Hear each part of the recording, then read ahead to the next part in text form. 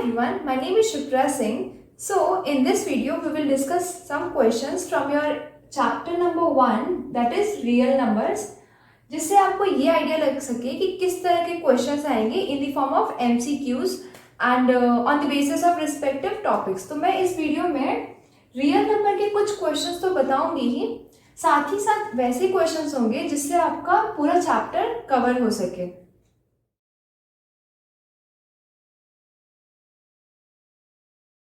So in the first question we have product of two numbers something and we have value of HCF and what we have to find the value of LCM. So we know that there is a relationship between HCF and LCM of two numbers. Here two number is A and B.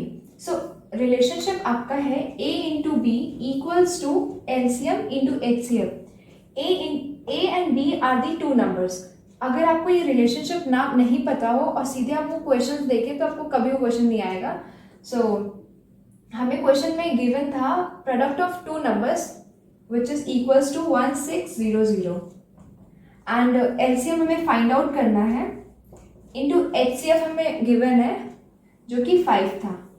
अब तो ये बहुत easy हो गया, ये LCM as it is रहा, 5 multiplication में है, लेफ्ट जाके डिवीजन में आ जाएगा। So 1600 divided by 5 equals to 320। So आपका ऑप्शन था ए है 1600, B 8000 and C 1605, D is 320। So answer your answer would be 320। And इस टॉपिक पे इस तरह के ही क्वेश्चंस बनेंगे। हम इससे रिलेटेड और भी क्वेश्चंस देखते हैं। So your next question,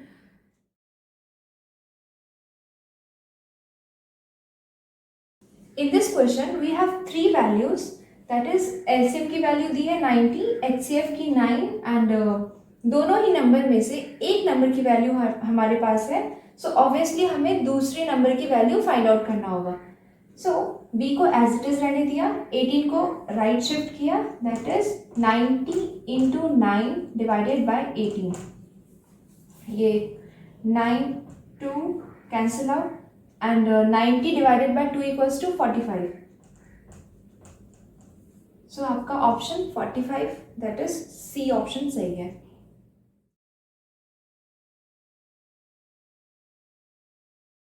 So in this question we have sum of LCM and HCF is 1206, ये given था, right? And another statement ये था कि LCM is 900 more than HCF। दो इक्वेशन हमारे पास हो गई।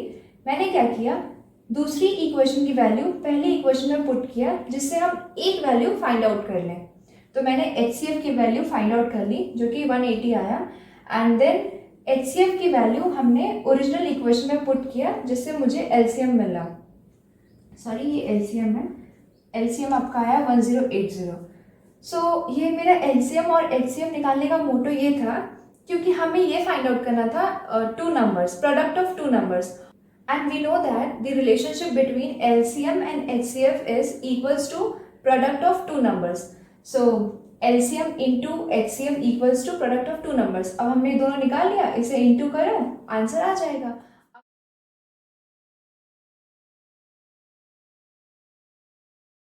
In this question we have LCM is 14 times of HCF। ये तो हो गई हमारी पहली इक्वेशन। एंड दूसरी इक्वेशन है sum of LCM and HCF equals to 600। तो मैंने क्या किया, ये वाली वैल्यू दूसरी इक्वेशन में पुट किया जिससे मुझे HCF मिल गया, एग्जैक्टली सेम जो हमने पिछले क्वेश्चन में किया। एंड देन फिर हमने LCM की वैल्यू निकाल लिया। हाँ, बट इस क्वेश्चन में LCM ही पूछा है, पिछले क्वेश्चन में आपको प्रोडक्ट ऑफ जीरोस पूछा था। सो इस relationship between LCM and HCF topic पे इससे ज़्यादा टफ कुछ भी नहीं आ सकता। So what is the LCM of 24, 60 and 120? I don't think so कि इसमें कुछ गलत होने की chances हैं।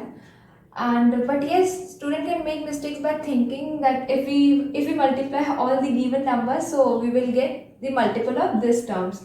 No, we have been asked least common multiple. मतलब हमें इन तीनों का least common multiple निकालना है, ना कि तीनों को multiply करके सीधे आंसर देना है। Okay, see? डायरेक्टली 12 से डिवाइड किया, 12 into 2 24, 12 5 60, 12 1 0 120, then 2 1 5 as it is, 2 5 10, then 5 1 1 1. अब इसे मल्टीप्लाई कर दो, 12 into 5 60, 60 into 2 equals to 120. So the LCM of 24, 60 and 120 is 120. वैसे ये देख के भी बता सकते थे. In this question, HCF of two consecutive numbers, options हैं 2, 0, 3 and 1. So first of all, what is consecutive number? Consecutive number जो एक के बाद एक करके आते हैं, जैसे कि 1, 2, 3, 4, 5, 6, 31, 32 जो सीरीज में आ रहे हैं. सो एंड HCF ये होता है जैसे आपने 2 और 3 का HCF लिया, उन दोनों में से कॉमन सिर्फ 1 है, सो HCF वुड बी 1. दोनों में से कॉमन लेते हैं, वो हमारा HCF होता है. सो कॉन्सिक्यूटिव नंबर्स में तो हमेशा ही 1 ही कॉमन होगा, उसके अलावा तो कुछ कॉमन कभी हो ही नहीं सकता. फॉर एग्जाम्पल 44 एंड 45, एक इवन है एक ऑड है. इवन ऑड में कॉमन तो सिर्फ 1 ही होता है ना. सो इसका आंसर 1 होगा. सिमिलरली इसको थोड़ा सा मॉडिफाई कर दिया तो देखते हैं उसका आंसर क्या होता है. HCF of to consecutive odd numbers. To consecutive odd numbers मतलब 3 और 4 तो कॉन्सिक्यूटिव ऑड नंबर नहीं हो सकते, क्यों? 4 तो इवन नंबर है. So two consecutive odd number क्या होगा? 3 5, right. Then 7 9. So for example मैंने 3 और 5 लिया, इन दोनों का अलग से HCF लेंगे, 1 के अलावा तो मुझे नहीं लगा कुछ मिलेगा. सो इसका आंसर भी 1 ही होगा. सो कॉन्सिक्यूटिव और HCF पे क्वेश्चन बस इस तरह के ही बन सकते हैं, मुझे नहीं लगता कि इससे कुछ ज़्यादा टफ कर सकते हैं. So the question is 120 can be expressed product of its prime factor as. Its prime factor मतलब आपको 120 का LCM लेना है. सी 120, 260, 230, 215, 15 into 2 equals to 30 and 5 3 3 1. दो हमारे पास 3 बार आया है, दैट मीन्स 2 raised to 3. 5 एक बार एज इट इज, 3 भी एक बार ही है एज इट इज, सॉरी 3. सो आपका ये आंसर है. अब देख लेते हैं ऑप्शन, किस ऑप्शन में ये आंसर मैच कर रहा है. A तो नहीं है, B भी नहीं है, C 5 into 2 raised to 3 into 3. So your answer would be C. इस तरह से आपको LCM पे अगर या तो डायरेक्ट क्वेश्चन LCM पे पूछेगा या तो इस तरह से पूछ देंगे, या तो ये भी पूछ सकते हैं कि 120 है और ये पूछ दें कि 2 का पावर क्या है, 2 का एक्सपोनेंट क्या है. सो यहाँ पे 2 का एक्सपोनेंट 3 है, तो ये आपके ऑप्शन में होगा, तो आपका आंसर 3 होगा. और इससे ज़्यादा कुछ मॉडिफाई नहीं कर सकते या इससे ज़्यादा टफ नहीं कर सकते. In this we have to find HCF of this and this term. Okay, HCF क्या होता है? दोनों ही टर्म का इंडिविजुअल LCM लिया और दोनों में से ही कॉमन फैक्टर को निकाल लिया और मल्टीप्लाई करके आंसर, है ना. सो हमारे पास x² y² है और दूसरा टर्म xy³ है. अब इन दोनों में से कॉमन देखते हैं क्या है. इसके पास x² है बट इसके पास x है, लीस्ट वैल्यू लेना है हमें, तो x हमारे पास कॉमन मिला, दोनों में से x कॉमन है. एंड इसके पास y² है और इसके पास y³ है. y² and y³, so obviously y² is least term, so y² common मिला. सो इसका HCF होगा xy². अब देख लेते हैं किस ऑप्शन में ये है, xy², so your answer would B B. तो HCF पे अगर क्वेश्चन थोड़ा सा अगर ट्रिकी करते हैं, मतलब अगर नंबर्स को हटा के कुछ देते हैं ट्रिकी में, तो वो होगा ये. इस तरह की पैटर्न हो सकता है.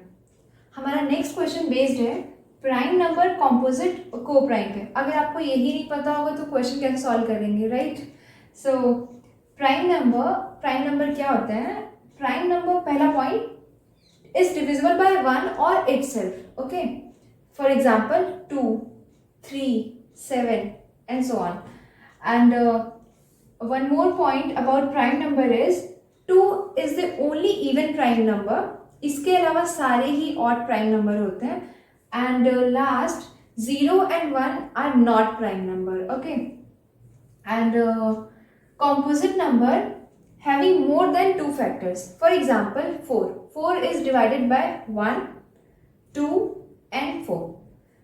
And the last co-prime, if the only factor of two number a and b is 1, is known as co-prime. अब देखते हैं क्वेश्चन इस पर. So in this question, if two numbers do not have common factor other than 1 are, मतलब इसका factor सिर्फ 1 होना चाहिए. और अभी हमने डेफिनेशन देखा को-प्राइम का कि if the only factor of two number a and b is 1, so इसका आंसर को-प्राइम होगा. डायरेक्ट को-प्राइम की डेफिनेशन का ही क्वेश्चन है ना. एंड और इस पे क्वेश्चन ये बन सकता है कि प्राइम के कितने फैक्टर्स होते हैं. 2. Okay, so we have this diagram जहाँ पे नॉन टर्मिनेटिंग डेसिमल का दो पार्टीशन हो रहा है. एक है रिपीटिंग डेसिमल और दूसरा है non repeating decimal.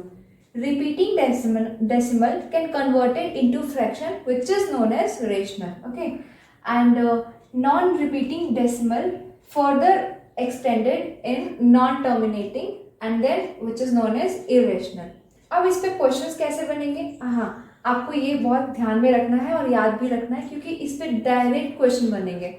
For example, आपके पास क्वेश्चन है, suppose we have 1.31311311 and dash dash dash. अब आपको ऑप्शन दे दिया जाएगा कि क्या ये रेशनल है, इरेशनल है, इंटीजर है या नन ऑफ दीज. तो ये आपको बताना होगा. सी, एक तो ये नॉन टर्मिनेटिंग है और ये नॉन रिपीटिंग है, so it is an irrational. इस तरह क्वेश्चन हो गया. और दूसरा ये पूछ सकते हैं, डायरेक्टली भी पूछ सकते हैं कि कोई नंबर है जो कि रिपीटिंग है और टर्मिनेट हो रहा है, तो वो क्या होगा. अगर आपको याद रहेगा तो आपको ये आंसर डायरेक्टली रेशनल लगा देंगे. हाँ, and one more thing about this topic, suppose we have number that is rational and another number is irrational. So what is the sum of rational and irrational is?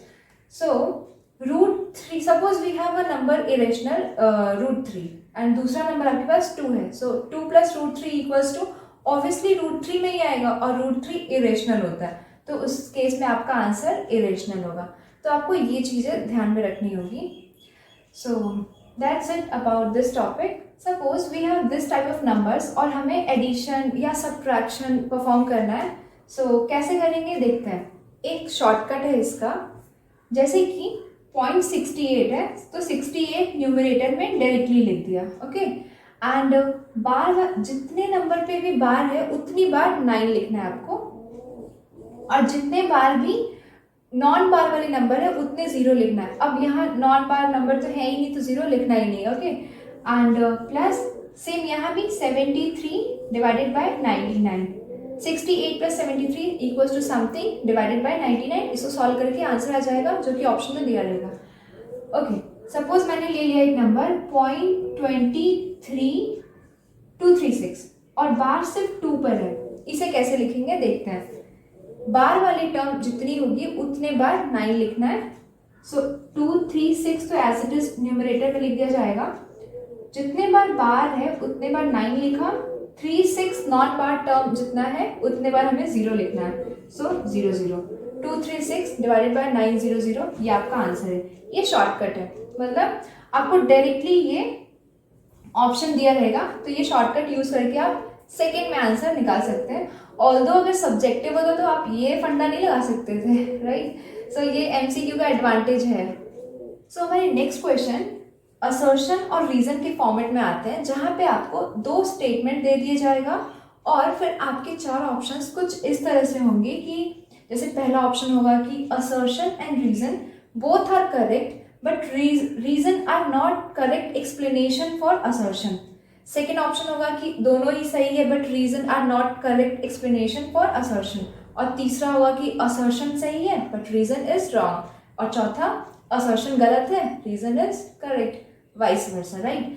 For example, जैसे कि assertion हमें मिला है n² - n divisible by 2 for every positive number. ये आपका वैसे NCERT question है. NCERT के डायरेक्ट क्वेश्चन भी आपको एमसीक्यू के फॉर्मेट में इजीली मिल सकते हैं. एंड रीजन है आपका root 2 is not a rational number. जो ये स्टेटमेंट है ये एकदम सही है। And root 2 is not a rational number, ये हम जानते हैं, अभी हमने देखा भी, तो ये भी सही है। But reason is not the correct explanation for assertion. So आपका स्टेटमेंट पहला वाला ऑप्शन सही होगा। सो yes, it's all about real numbers. If you have any queries related to this, so please do let me know in the comment section. And yes, if you find this video helpful, so please do hit the like button, subscribe to my channel, and don't forget to share it out with your friends.